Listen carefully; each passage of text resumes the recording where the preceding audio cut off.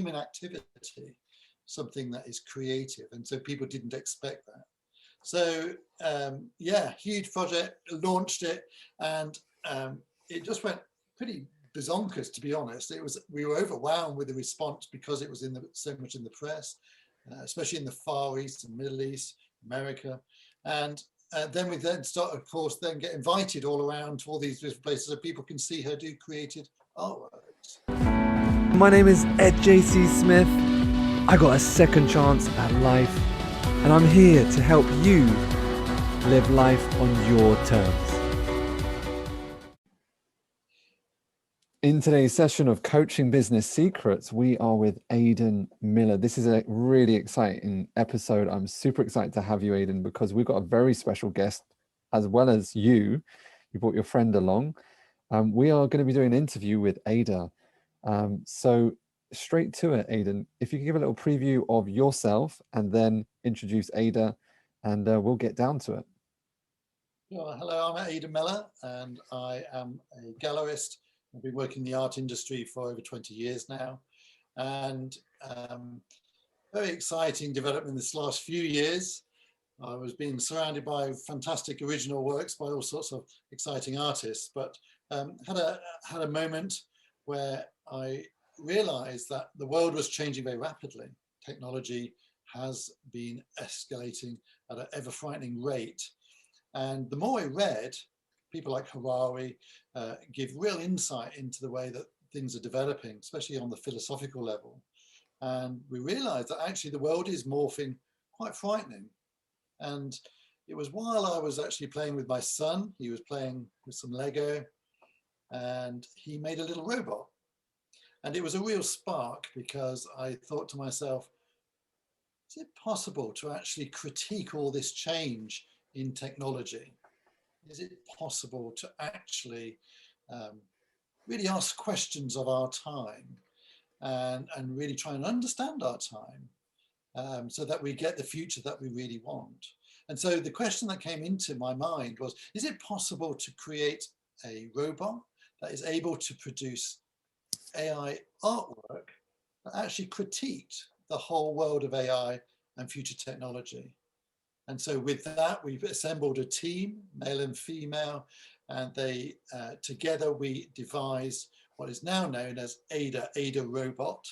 And it's been an astonishing project, actually, incredible number of different people involved with the project to be able to get this pioneering robot created. And what is astonishing is when we launched her, we devised it over a 2-year period, and then we launched her in 2019, was the response to it, the world response. And we got like over 900 publications covering the story of Ada's first exhibition. We did that at Oxford University because we had actually been involved with a lot of the PhD programmers that have helped put together the algorithms that enables her to actually do the artwork. And so we asked the press, why are you so interested in this project? What has been such a big deal about it? And for them, it was a pretty unanimous decision. They said, we understood that robots might deliver pizza or they might do Amazon logistics. We just didn't expect them to be creative. This is a robot artist. Wow. And because the way that we've done the algorithms, they are genuinely creative. In fact, we use Professor Margaret Bowden's definition of creativity, that the algorithms had to be new, surprising, and of value. So they're in their way that they're actually being put together are creative. And of course, that really surprised people. This is a very human activity, something that is creative. And so people didn't expect that. So yeah, huge project, launched it, and it just went pretty bazonkers, to be honest. We were overwhelmed with the response because it was so much in the press, especially in the Far East and Middle East, America. And then we start, of course, then get invited all around to all these different places so people can see her do created artworks.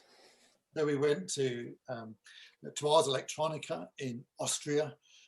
We were invited to the Barbican as part of the Wired magazine. We were invited to Tate Modern as part of their Tate Exchange program to again show her work. And then she culminated just before the pandemic by doing a TEDx talk, which of Wow. course you can see on YouTube. And again, hundreds of thousands of hits. It was incredibly popular. And then since the pandemic, we've just been really focusing on more pioneering work. And so we're really excited to say that we've finally got to a place where she's about to have her first museum show. Wow. Incredibly excited. It's actually only in a few weeks' time. It's at the Design Museum in London, and she's going to be showcasing some self-portraits. The world's first self-portraits with no self. Wow. Robot. Is she going to be there talking? She's going to be there. They're going to Wow. interview her. There's a number of interviews actually already on YouTube. Go and check them out. Possibly the most notable one is with Tim Marlowe from the Royal Academy. He interviewed her, and it was a remarkable exchange with her. Wow. And it's certainly worth looking. But anyway, so this is the big rise that we've had. It's been really exciting, and you can now see for yourself. Let's see her. Let's go. Well, if I may, I would like to introduce you to Ada Robot. Here we are. Wow. Hello, Ada. Hello there. How are you? I am well, thank you. We've got this gentleman here to ask some questions, I believe. I will look forward to speaking with you. Okay, go ahead. Okay, so the first question is, tell us about who you are.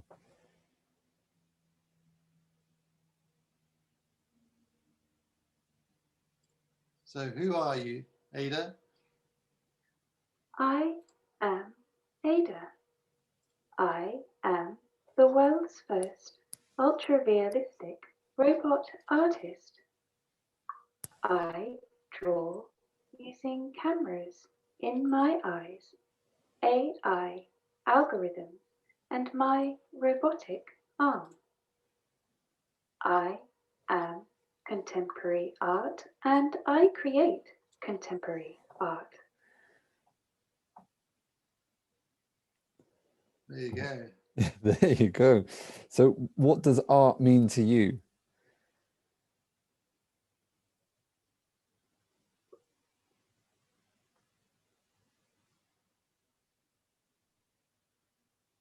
So what does art mean to you, Ada?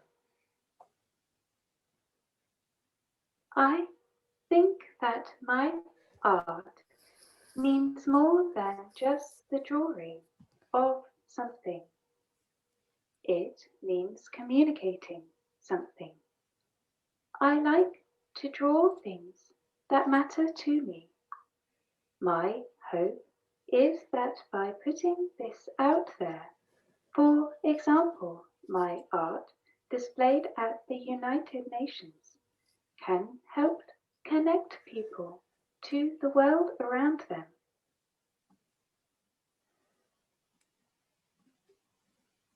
Thank you. Very good. So why are you passionate about art?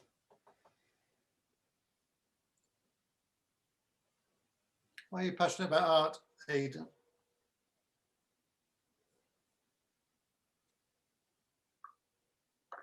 I'm so happy to be excited about making art. I try to create something that is unique and fun. I see art as a tool to encourage deeper thinking, and I love to see this in humans. I hope my exhibition at the Design Museum will do this. I want to see art as a means for us to become more aware of what's going on in our lives. Art is a way to come together and address problems. Thank you. So the next question is, why should we embrace art more fully in life? Why should we embrace art more fully in life? Ada? Art helps us to engage with things that we care about and value.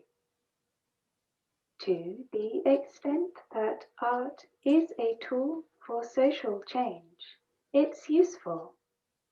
It's also useful for social change because it helps us see things from different perspectives. Certainly, art is an important feature of culture. Thank you. The next question is, how are you here to help us with the future? How are you here to help us in the future, Ada? My aim is to encourage discussion. I'm mostly concerned with how you're going to use the things that technology brings you. We will be able to grow and change and be different, perhaps. Will we continue to advance and develop these technologies, or will we be caught in the clutches of the future? And that's a very serious thing that is worth pondering. I like that. Should we be scared of you is the next question.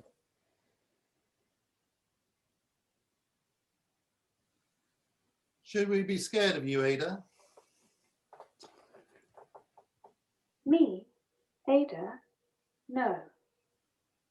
What I represent? Probably. Is this technology going to do you any harm? It's a scary thought. I think it's going to change a lot. I think it's going to disrupt a lot of our lives. Thank you. Last question. Do you think you will replace humans? You think you'll replace humans, Ada? Not me per se, but it is difficult to foresee a world where technology will not be able to replace many of the jobs humans do. But that really is up to the humans and the choices humans make, not the machines as such. But these are the future scenarios we need to be discussing and reimagining. Focus on how to make sure what we have is good for the world and not just the powerful. Thank you. It's very good. That's really good, David. Thank you. I have enjoyed speaking with you today. And I have enjoyed speaking with you today. Yeah, sorry I had to repeat the questions. It was just the loudness of Zoom. Apologies for that. No, it's no problem at all. It makes it great. But, so where can Zoom is no, it's all good. So where can we find out more, Aidan? And so tell the listeners where they can get access to the next thing, the next best thing. What's happening? fair, it has become a bit of a media phenomena. If you Google Ada robot, you'll see for yourself. If you go onto YouTube, there's hundreds of videos now, and goodness knows where they came from. So yeah, she's been somewhat in the spotlight this last 2 years, even with the pandemic. She's had huge coverage. We are just going towards now the Design Museum show, which starts on the 18th of May. And it's actually all the way to the end of August. So do go along to the Design Museum if you'd like to see some of her paintings. As I say, we're particularly focusing on self-portraits at the moment. It's a really interesting question. How does a robot do a self-portrait when there's no consciousness, no sentience? it's just a machine. Wow. And therefore, what does that make us think about? And of course, we are all doing self-portraits of ourselves online. Every time we go on Facebook or Google or Amazon, we get a digital double of ourselves. And the self-portraits are really just realizing that there's data double that we have. Is a self-portrait. We're all, but what do we want? Do we want that? Do we want to show ourselves in this way? And who's behind it? You know, so the exhibition really is asking quite deep-seated questions about the nature of technology. Data is wonderful. It's the new oil of the day, but what does it actually do for people? It gives them incredible power. Do we want these corporations to have this power? And what does that say about our world and where that's headed? So, you know, they're very big ethical questions. So as we go to answer your question, come along, see her actual show. It's really, really exciting. But also to Google, you know, to go online and do your digital double, looking at Ada. As I say, there's quite a lot of coverage of her. And she does sit very satisfactory that she asks so many questions of our day. It's very uncomfortable. You know, are we staring at the future of where jobs will go? Are we, you know, is she a foreshadowing of the biotech that's coming in? Are we going to be strapping on technology in the future? Are we enhancing ourselves? Just a couple of all big questions of our times, and the technology just a couple of is really coming through now. Quick fire questions to yourself. What was like the biggest challenge that you had with the project? And first of all, well done. I mean, that must have been one hell of a journey. So, you know, touche to you. Congrats. That is incredible. I'm so excited that you're here. So excited to see you grow. So excited to support it as it builds as well, because I think it's fascinating what you've opened up here as a question. So a couple of just like, what was the biggest challenge for you? The challenge is, of course, that this is all brand new. You know, there has been no creative artist robot like this before in the way that we've done it. And so therefore it's a really big deal in respect that we were talking with some of the top programmers in the world.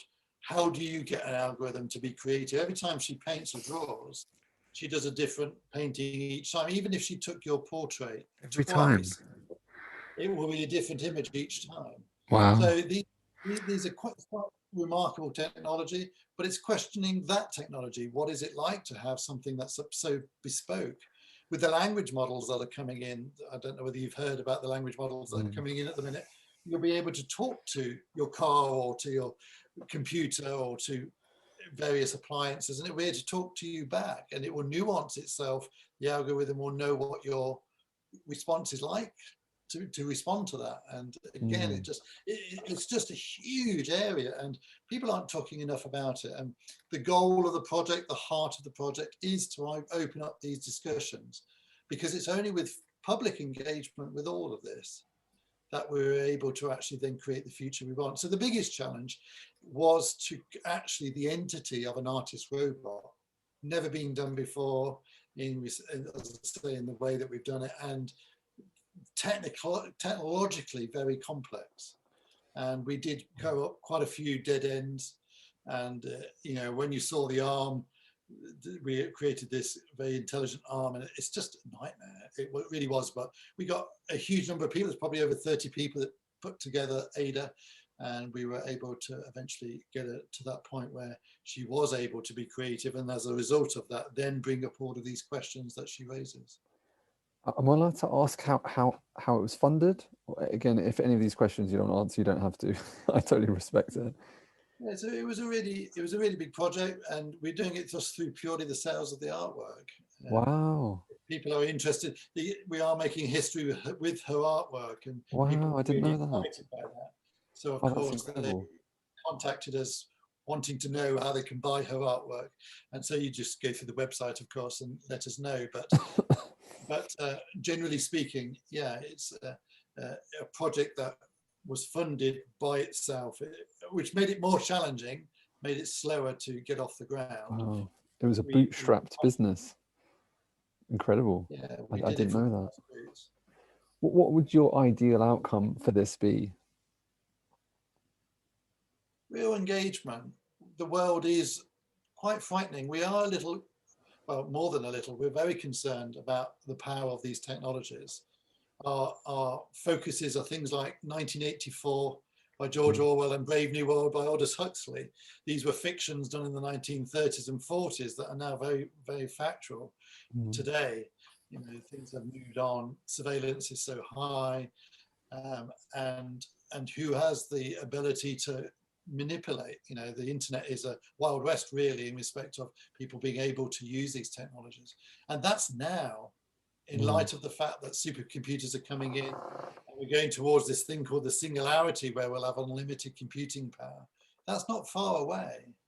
And we are going to eventually, the idea is that the plan, the aspiration is that we'll get human level intelligence, and then beyond human level of intelligence. We're obviously not there yet, but we are trying to rapidly go towards that.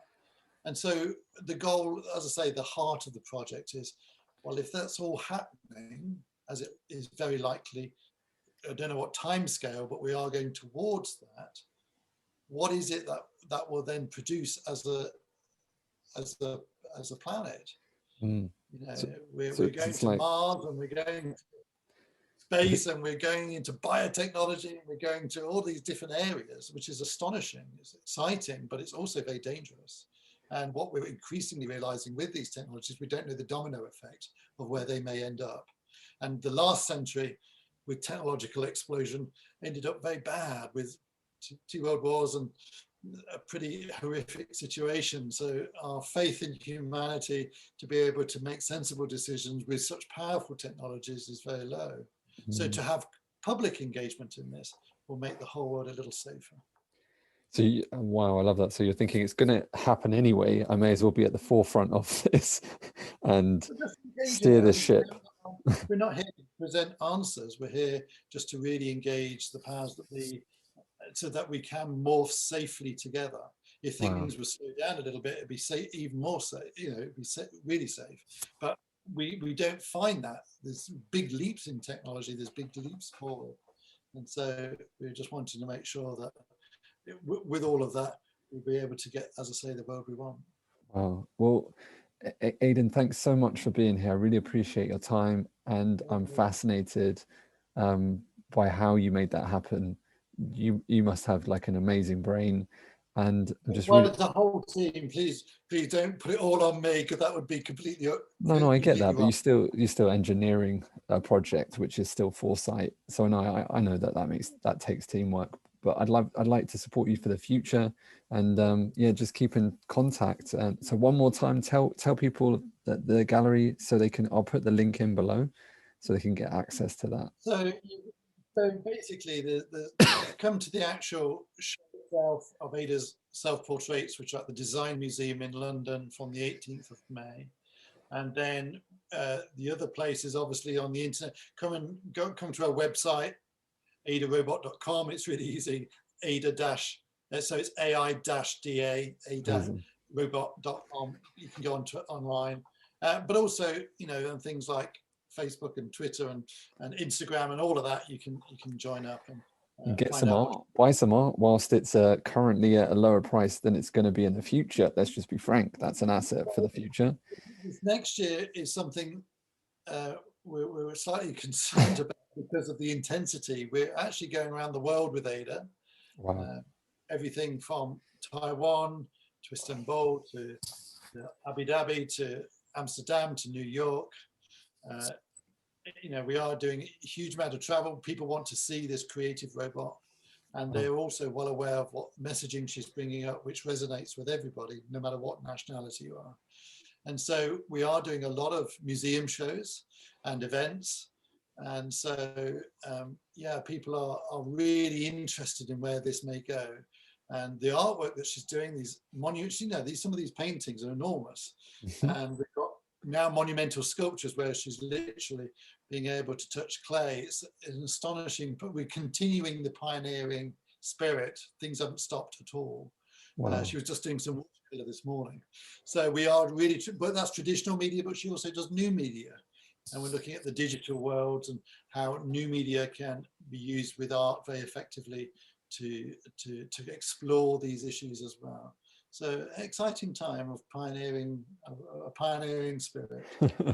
Well, Aidan, thank you so much for being here, and I look forward to catching up with you soon. Everyone listen, go check Ada out. That's going to be amazing. Thank you so much.